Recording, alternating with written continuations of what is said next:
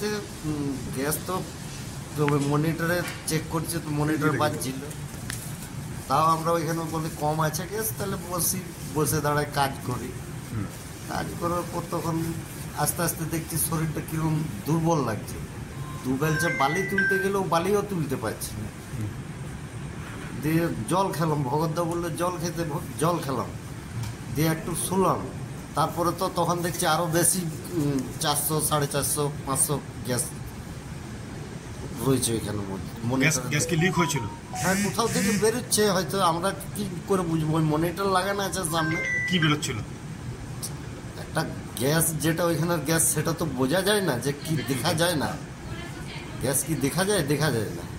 ওটা একটা হাওয়ার মতো আসে। দিয়ে আপনারা কজন অসুস্থ ওই গ্যাস খেয়ে? ওই গ্যাস খেয়ে এখন আপাতত আমরা 5 জন। এখন সবাই হাসপাতালে? এখন 5 জনাই হাসপাতালে। কি নাম আপনার? সুনীল হাজরা। বলছি কোন জায়গায় হয়েছে এটা? 2 নম্বর ব্লাস্ট ফার্নেসের। দুর্গাপুর স্টিল প্ল্যান্টে? হ্যাঁ, দুর্গাপুর স্টিল।